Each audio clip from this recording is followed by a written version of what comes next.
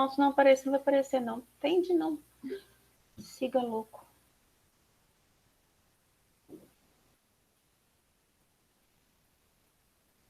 Vamos lá. Apresentação do slide, tá aí.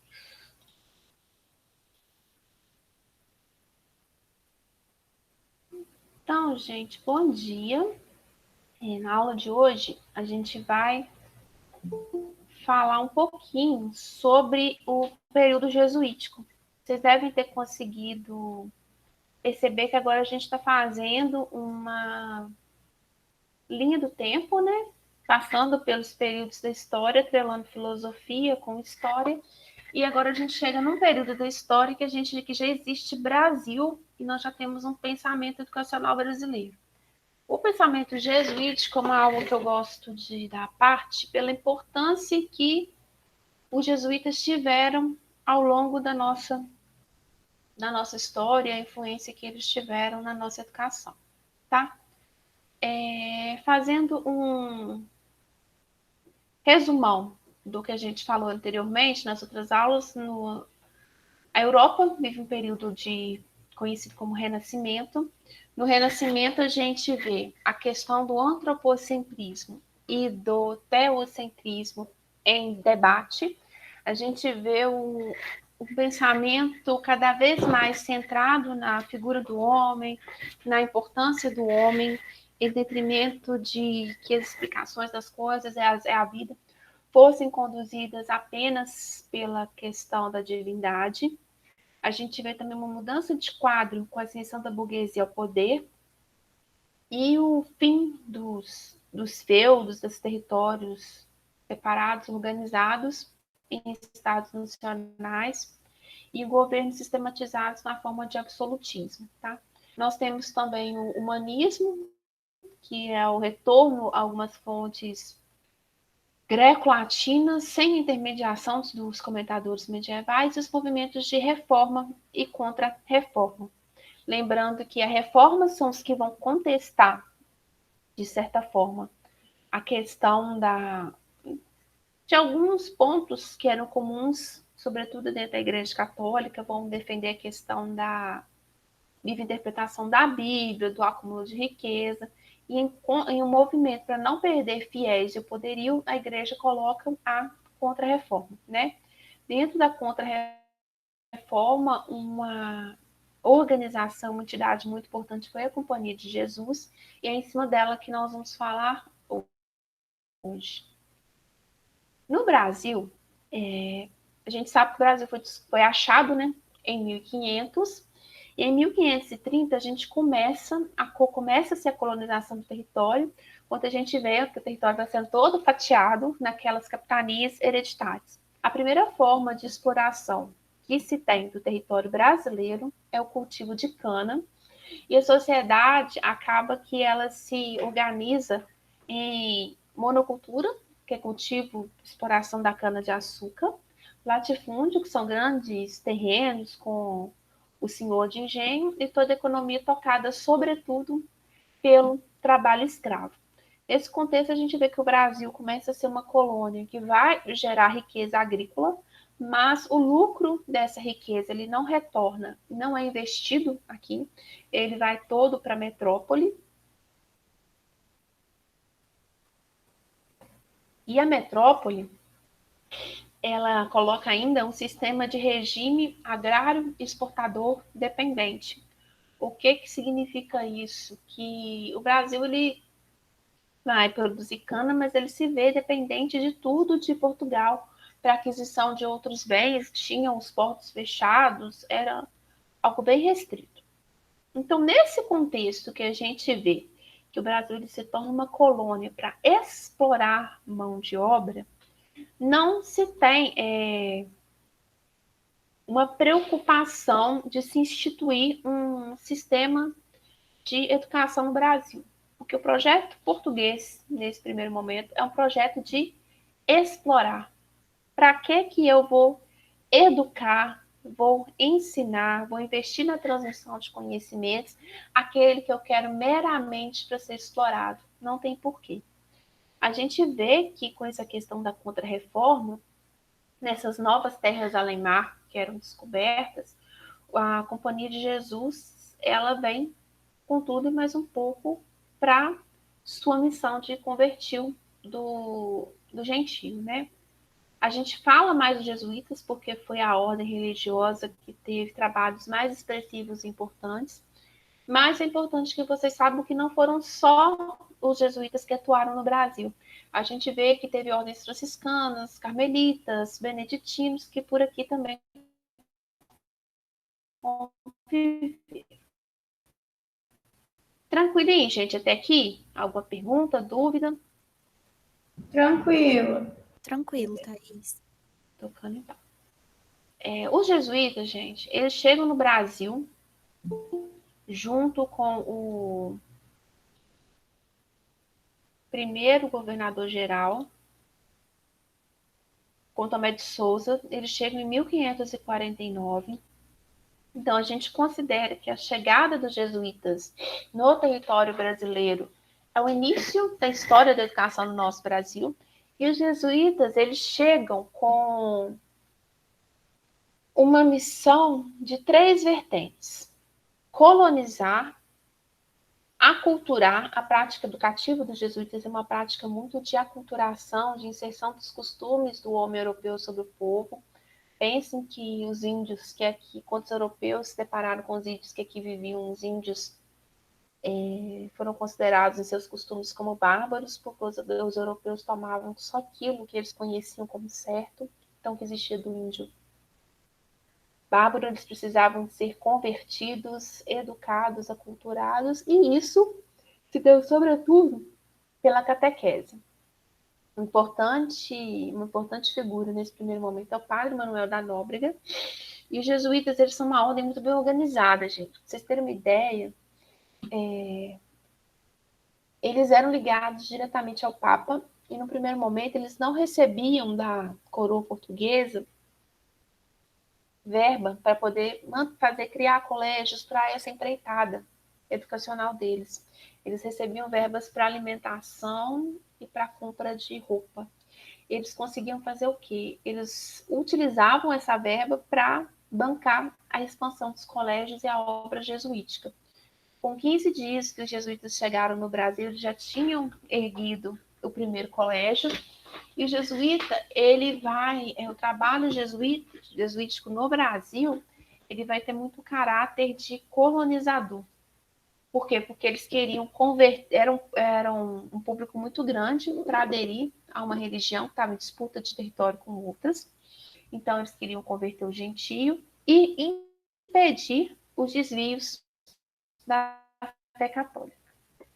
O índio, quando o Brasil foi descoberto, nesse primeiro momento, ele passa a ser... Acabam que são propostos 3 projetos diferentes para o índio. Os jesuítas, eles viam índios como sujeitos que viviam tinham hábitos que não eram apropriados a Deus, e eles precisavam de ser convertidos ao cristianismo para terem as suas almas salvas. A metrópole, ou seja, Portugal, via o índio como um bárbaro, sem qualquer tipo de costume, sem qualquer tipo de pudor, que precisava de ser trabalhado e modelado, civilizado, para se aproximar do projeto de homem europeu. Já o colono, que vinha para explorar as terras aqui, via o índio como uma possibilidade de mão de obra escrava, como aquela mão de obra que vai trabalhar na lavoura de modo gratuito. Então, a gente vê esses 3 projetos para o índio em choque, e, de certa forma, o projeto dos jesuítas com o da metrópole dialogando. Tá? Quando, nesse período da história do Brasil, os jesuítas eles chegam aqui, eles encontram os índios vivendo os costumes tal qual eles estavam acostumados, e encontram aqueles colonizadores que vieram viver no Brasil. Vocês acham que em 1500, e lá vai bolinha, um nobre fidalgo português ia entrar num navio, não sei quantos dias de viagem, com escassez de água, escassez de comida, um bando de doença que esse povo pegava, piolho, para viver numa terra que ninguém sabia o que tinha? Claro que não. Os primeiros que vieram explorar o Brasil eram aquele povo que estava desacreditado em Portugal, não vinha saída, não vinha novidade, tinha coragem de encarar o novo mundo, encarar a viagem. Então, a maioria desses colonizadores que vieram para cá eram sem família, eram sujeitos com hábitos muito criticados, porque eram hábitos que estavam bem distantes do ideal do nobre burguês europeu. E imagine então o quadro de nativos, os colonizadores, em um ambiente que não tinha coroa perto, tudo para estourar e dar o caos. Os índios, os índios eles eram considerados sem lei, sem fé, sem lei, sem rei. Sem fé porque eles não eram convertidos ao catolicismo. Sem lei, porque não existia a lei escrita, tal qual existia com Portugal, e sem rei, porque não tinha o mesmo regime político dos índios com o rei. Então, os jesuítas, diante desse quadro de caos, vamos dizer assim, eles entram para catequizar o índio, ou seja, converter essa falta de fé em catolicismo, ensinar os filhos dos colonos a ler e escrever, de forma que eles não se distanciassem da cultura da metrópole, educar esses filhos desses colonos também dentro desses valores da metrópole, formar novos sacerdotes e, pela imposição da religião, o trabalho da religião, fazer também um controle moral para que a coisa não virasse uma bagunça. Dar um freio moral na situação. Então, o trabalho dos jesuítas não é só um trabalho de missionário, de propagação da fé. Também é um trabalho ligado à instituição de um processo civilizatório aqui no Brasil. Pergunta, dúvida, comentário?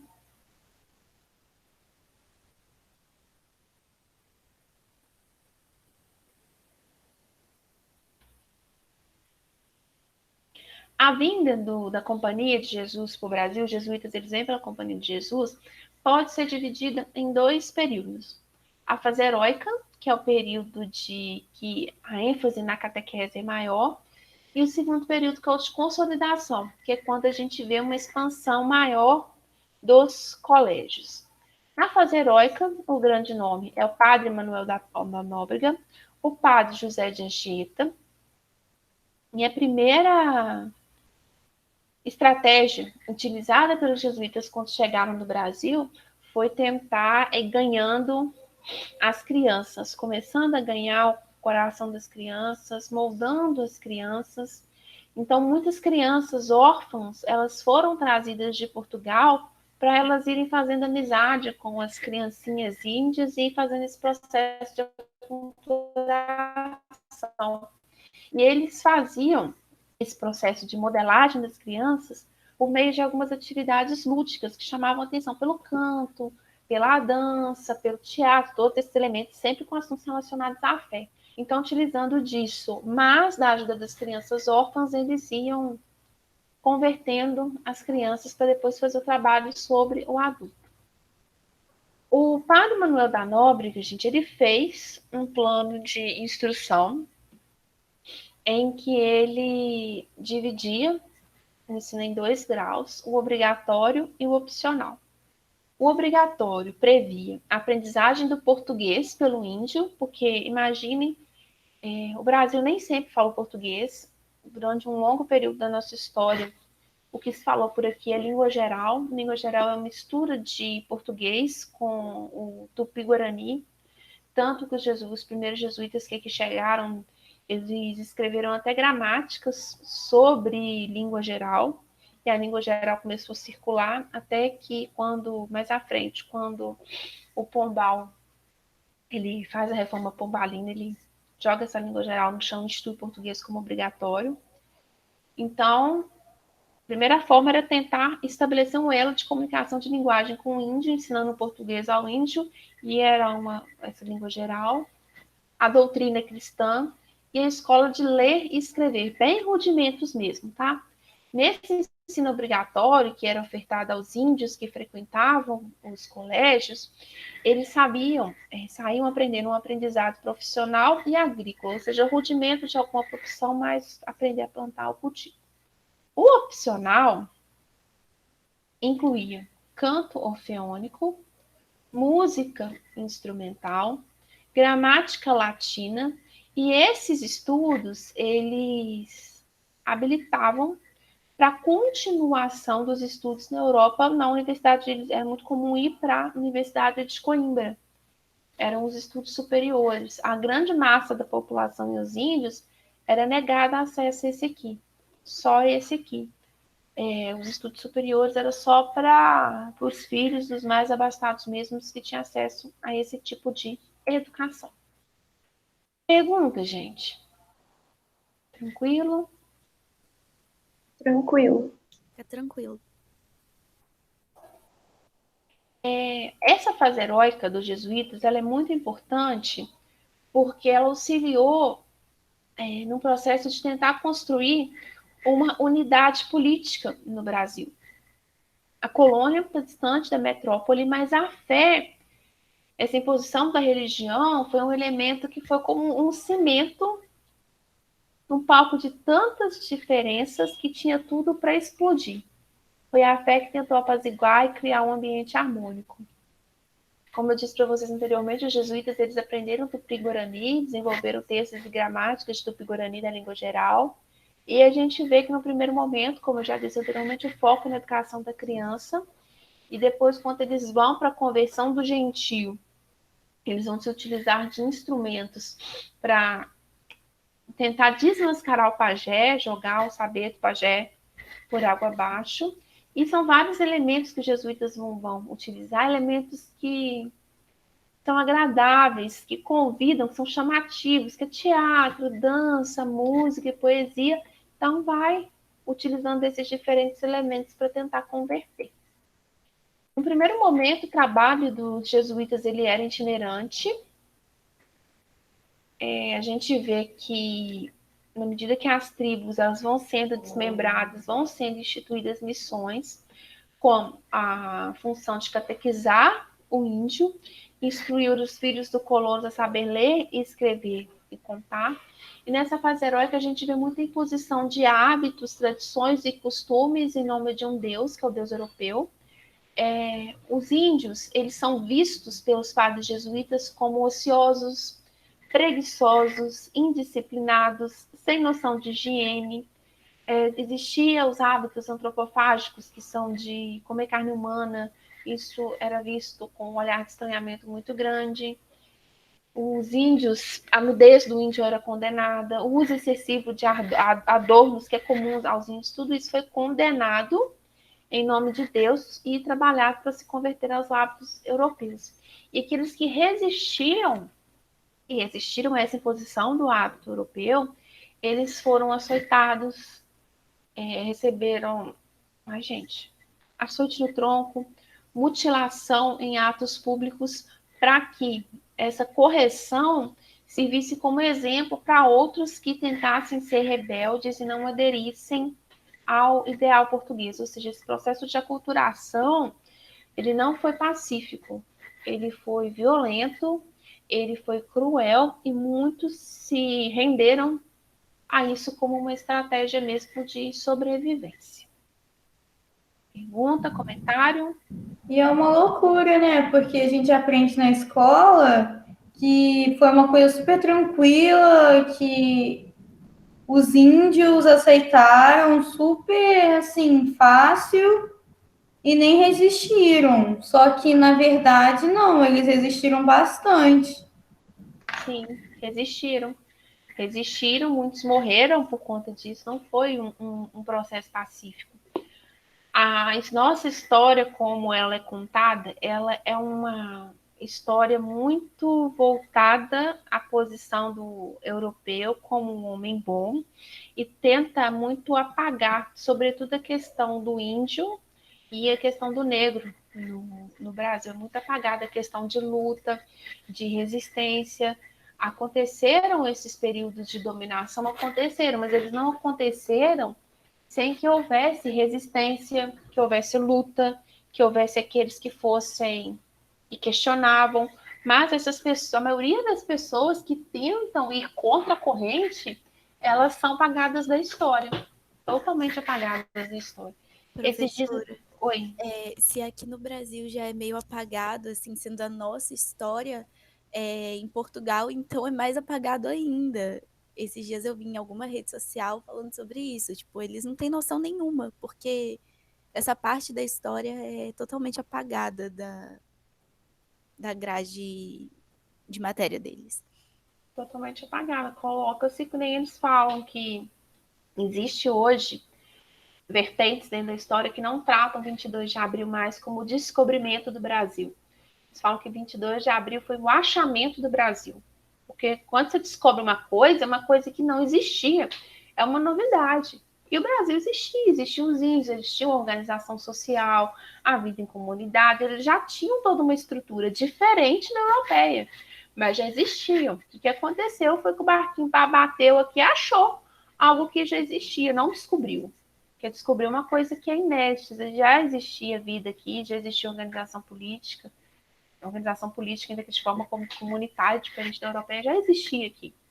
E esse povo veio para aculturar mesmo em favor de uma ordem, de uma religião, de uma imposição de uma fé, de destruir assim, todo o costume de deslegitimar tudo que existia aqui como se não tivesse valor, não existisse. Estão falando de apagamento de história, esses dias eu li, não sei como é que chama, saiu uma biografia sobre personalidades negras que foram totalmente silenciadas e apagadas ao longo da história. Tem várias biografias, esqueci como é que chama o livro agora, mas eu achei bem interessante. E até hoje a gente vê, gente, como que os índios são. A gente não tem, assim, noção da cultura indígena. A gente sabe, assim, essas coisas, a maioria das escolas, mandioca é coisa do índio, Guaraná, dia 22, 21 de abril, 19 de abril é dia do índio, o índio usa cocá, mas a gente não tem sequer a dimensão do que é, do processo. Vejam agora, por exemplo, aquela lei que está querendo liberar garimpo em área indígena, tirando a pouca proteção que os indígenas têm. Enfim, mais algum comentário, gente?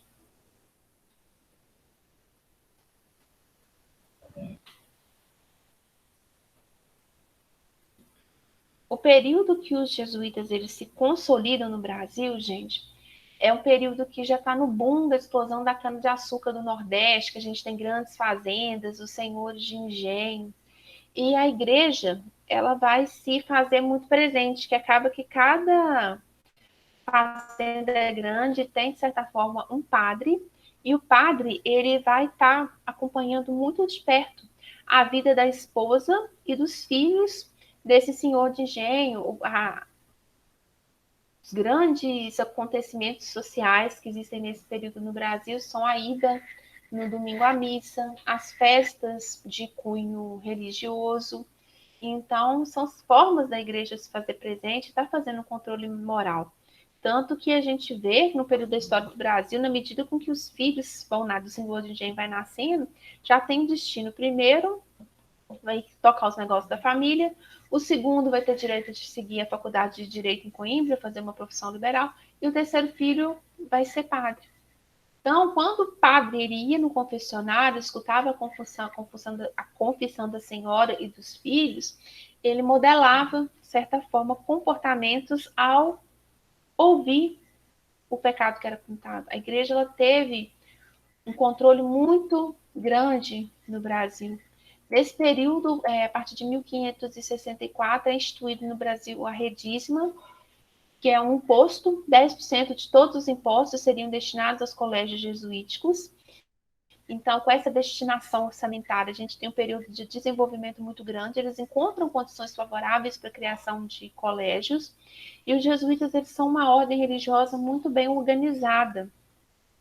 eles tentam institucionalizar novas normas e regras para o funcionamento das escolas, do currículo, e esse manual que eles criam é baseado em reflexões e vivências de experiências que os jesuítas tiveram ao redor de todo mundo. O trabalho dos jesuítas eles não aconteceu só no Brasil, tiveram várias frentes. Esse manual é o que a gente chama de Ratio Studiorum, que é um manual que tem foco na preparação do mestre e na unificação da ação pedagógica. Vocês verem, em 1500, lá vai bolinha, os jesuítas já pensavam nisso. Ele passou por 3 versões, em 1580, 86 e 1599, que foi a versão que foi publicada. E o Ratio, ele é composto por 467 regras, que falam sobre a ação pedagógica, sobre a organização administrativa, sobre a hierarquia, além de trazer a sistematização da prática e de planos de aula. Aqui eu trouxe para vocês, para vocês terem uma ideia de como que essas regras elas são organizadas. Isso aqui foi retirado do livro História das 10 Pedagógicas, do Demerval Saviani. Regras do provincial, regras do reitor são 40, regras do prefeito são 30, regras para todos os professores 20, regras sobre os exames escritos são 11, para distribuição de prêmios são 13, para os professores das classes inferiores são 50. Aí vem aqui sobre as regras dos estudantes da companhia, teologia, bedel, estudantes externos, são vários. Então, o Ratio, ele é caracterizado por ser um currículo extenso e rigoroso, baseado numa disciplina militar, que estuda 7 artes liberais. O que são essas 7 artes liberais? São trivium, que são 3, e quadrivium, que são 4. O trivium é o estudo de lógica, matemática e retórica. O trivium ele tem como objetivo formar o espírito pela linguagem. Já o quadrivium são 4 disciplinas, que vão ser aritmética, música, geometria e astronomia. Ele já tem o intuito de estudar a matéria, entender como que é o mundo físico, a composição do mundo físico. E é esse currículo que vai habilitar para ingresso nos cursos superiores em Portugal. E a forma como o currículo do Ratio é proposto vai ser muito criticado pelos iluministas, porque acreditam que é um currículo que tem muita influência teológica, que está muito distante da realidade do que as pessoas vivem. É um currículo muito enciclopédico. As escolas jesuíticas, elas ensinavam por latim. Por que por latim? Porque quando, nesse período da história, a gente não vê ainda pessoas espalhadas por vários pontos da Europa produzindo saber em idiomas diferentes. As pessoas não tinham domínio dos idiomas, e hoje a gente tem a língua universal, o inglês, a língua universal para poder fazer a gente está faltando a palavra.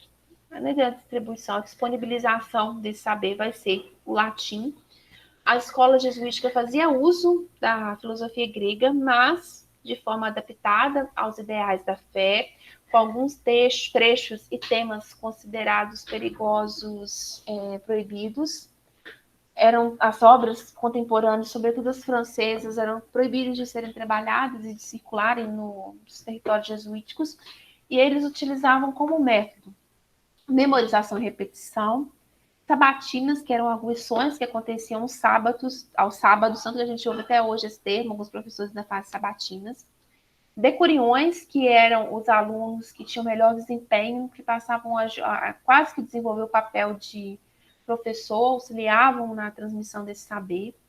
Os jesuítas, eles utilizavam muito das competições, então tinha torneios de erudição, por exemplo, sempre com premiações. Eles trabalhavam com regime de internato de férias curtas, porque eles acreditavam que o contato muito longo da criança com a família era maléfico, e era uma forma de ensino que trabalhava uma disciplina militar atrelada à recreação. Tem muito uso de teatro, de canto orfeônico, ao mesmo tempo que eu te disciplino de uma forma recreativa, que muitas vezes você não vai nem perceber que está sendo disciplinado. Era criticado pelos humanistas. O plano do Ratio, gente, ele pode ser considerado como universalista e elitista. Por que a gente fala universalista? Porque esse currículo, essas regras, elas foram postas para ser usadas em todos os colégios jesuítas, que existiam pelo mundo, independente do local onde estivessem, ou seja, uma regra que valia para o Brasil, ia valer para a África, ia valer para a Europa, e elitista, porque é uma escola que é voltada aos filhos dos colonos. Exclui o indígena. O indígena é minimamente os rudimentos e a conversão. Então, a escola jesuítica, na medida que ela vai caminhando, ela se torna uma escola da elite. E a gente vê desde o princípio da história da educação no Brasil que a nossa educação ela é dualista. O que é essa educação dualista? A gente vê dois projetos de ensino diferentes. De um lado, a gente vê uma educação que vai ser voltada para a elite, para quem tem o domínio, para quem tem o poder. E de outro lado, a gente vai ter uma educação para aqueles que são vistos como mão de obra. Quem vai ser classe pensante, dominante, vai ter um acesso a muito mais saber e conhecimento. Já quem vai ser mão de obra explorada, para que eu vou investir numa educação de quem vai ser explorado? Por quê? Ensino basicamente os rudimentos, o mínimo que a pessoa precisa para poder dar conta daquele serviço, para poder dar conta daquilo, tá? Então, as ideias do Ratzinger, dos jesuítas, elas são importantes porque eles são o que a gente conhece muito hoje e critica, que é a pedagogia tradicional. Uma pedagogia que considera que o homem tem uma essência única e imutável, e a educação desse período, a educação jesuítica, ela quer trabalhar na transformação do homem para que ele fique na imagem e semelhança de Deus. Um homem que fique muito perto disso, mas distante da realidade, da sociedade, dos fatos que aconteciam naquele ambiente que ele estava inserido. Então, gente, as ideias desse rato, essas 47 regras, vão ser o fermento para o que a gente chama hoje de pedagogia tradicional. Os jesuítas, eles vão ter muita influência, esse sistema dos jesuítas vão ficar mais de 200 anos no Brasil, depois eles vão ser expulsos pelo Pombal, mas mesmo eles sendo expulsos, a gente vê que as ordens religiosas e a educação é algo que se faz muito presente na história da educação do Brasil. Eu imagino que na cidade de vocês deva ter uma escola particular de ordem religiosa, uma escola particular bem antiga. Difícil não se encontrar uma cidade que não tem um colégio de padre, um colégio de irmã. Então a gente vê a importância do Ratzinger e dos jesuítas nisso. E a educação, nesse período, ela tem 3 vertentes, que é a aculturação, que são a inculcação dos valores europeus, que é a catequese, que é a difusão e conversão da religião difusão e conversão à religião, no caso, que é a católica, porque é a Companhia de Jesus que vem em massa para ter esse trabalho no Brasil, e a colonização, que é a posse e a exploração de terras. O Brasil, ele começa a sua história sendo um ambiente para ser explorado. Então, o que a gente quer explorar, a gente não investe, não fomenta educação nesses ambientes. Por isso que a gente vê aí um projeto de educação dualista. Dúvidas, perguntas, alguma colocação? Entenderam todo o conteúdo? Diga, Yasmin. Não, é só falando que a gente vê que isso, de certa forma, permanece até hoje, essas diferenças sociais, não olhar os alunos individualmente, não perceber a cultura deles e querer impor. Um exemplo disso é o ensino religioso nas escolas, porque isso totalmente exclui os outros alunos que não têm essa religião. É totalmente errado, sim. E a gente começa desde o começo. Vamos abrir uma adenda aqui. O ensino religioso no Brasil é um negócio da pano para manga, tá? Semestre que vem, eu não sei. Vocês vão fazer, quando vocês forem fazer estrutura, vocês vão ver muita questão da religião. A questão desde a Companhia de Jesus, as ordens religiosas, elas tiveram redes de escolas no Brasil. mesmo Pombal tendo expulsado os jesuítas do Brasil, continuaram existindo essas redes, e num período da história do Brasil, quando o Estado começa a tomar a responsabilidade de criar um sistema nacional de educação, de unificar o ensino, existe uma vertente, que vocês vão ver mais para frente, que é quando a gente fala do Manifesto dos Pioneiros da Educação de 32 no Brasil, eles começam a defender uma escola pública, gratuita e laica. Esse discurso vem com a ascensão dos republicanos ao poder. E isso vai ser motivo de muito embate, porque a igreja ela não quer perder a sua influência. Então, ela fala que quando o Estado quer assumir a responsabilidade da educação, ele está tirando o poder da família. Isso foi, sim, essa questão do... chega num ponto da história que as escolas particulares, elas se aliam a essas escolas confessionais e começam a falar que essa questão de educação pública, gratuita e educação por Estado é coisa de comunista, da pano para manga. E uma das formas de se tentar amenizar a situação foi colocar o ensino religioso. O ensino religioso existe nas escolas, mas só para observação, ele é de oferta obrigatória, mas o aluno ele não é obrigado a cumprir, é facultativo. A escola é obrigada a fornecer, mas o aluno ele não é obrigado a fazer disciplina. Ele tem o direito legal de não sabia. Está na LDB. Ele tem o direito de não fazer. Na minha escola, no ensino médio, era optativo, a gente podia escolher. É facultativo, o aluno não é obrigado a fazer. A escola tem que ofertar, mas o aluno não é obrigado a fazer. Yasmin, você que tinha levantado a mão? Sim, no ensino médio não tinha mais na minha escola, mas no fundamental tinha. Inclusive, minha professora fazia a gente chegar e rezar o Pai Nosso. Eu achava assim. A maioria das pessoas não sabem. Na LDB está previsto. Não é... A escola é obrigada a ofertar o ensino fundamental, mas os alunos eles não são obrigados a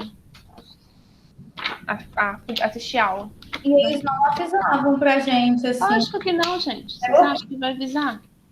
Eles podem avisar para o coleguinha. Gente. E era bem errada essa atitude da sua professora, porque o ensino religioso não é nem para abordar só uma religião, né? A ideia é passar por todas. Exatamente. Sim, e inclusive eu já tive debates, teve professores meus de ensino religioso que já passaram debates pra gente fazer entre duas religiões. Eu achei absurdo. O artigo 33 da LDB fala: o ensino religioso de matrícula facultativa é parte integrante da formação básica e constitui disciplina dos horários normais das escolas públicas de ensino fundamental, assegurando o respeito à diversidade cultural religiosa do Brasil, vedadas quaisquer formas de proselitismo. Ou seja, a escola é obrigada a oferecer, mas você não é obrigada a cursar. A maioria das pessoas não sabe disso. Fica lá, escutando a ladainha. Thaís, você falou que as escolas particulares, né, se aliaram a essa ideia de ensino religioso. Isso é muito real, porque a maioria, tipo assim, das escolas que são católicas são todas particulares. E um preço altíssimo, então é Sim, bem elitista, é bem elitista. verdade. Com exceção das escolas, esse negócio da religião é com exceção das escolas que são escolas de irmão, de padre, que a gente chama de escola confessional. Nessa aí a pessoa já está matriculando a escola, já sabe, estou numa escola de padre de irmão, então não tem como fugir. Mas as demais escolas não é obrigado, não. Sim, tem escolas específicas, né? Tem algumas que são internas, que são protestantes. Sim. Aí você já está entrando numa escola que você sabe que a pegada é aquela, na escola pública não. Tem que Moreira, acho que tem duas, tem a São Paulo e a Santa Marcelina. Santa Marcelina, tem as duas. Os dois colégios de... E todos, 1900 antigamente, antigos. Tem nenhuma escola novinha, tipo, a toda cidade tem, gente, uma escola de irmão, uma escola de padre. Pode saber. Pode saber.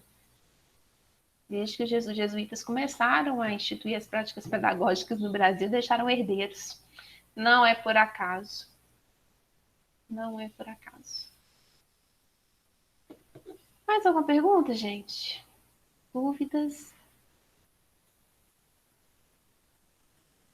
Essa questão com a religião da escola, o troço é tão sério que vai impactar até na primeira LDB. É uma briga assim de foice na história da educação do Brasil, briga de foice de cachorro grande, de chegar ao ponto de falar que a escola que não oferta religião é uma escola comunista, é uma escola contrária aos valores da tradicional família brasileira. Desse jeito, gente. Tá, não é laico não, tá? Fica a dica. Então tá bom, gente. Obrigada pela participação de vocês. Semana que vem os aguardo. Nós teremos aula de psicologia. Vamos falar de Piaget na semana que vem, tá? Já mandei para vocês essa semana liberei lá na psicologia o humanismo.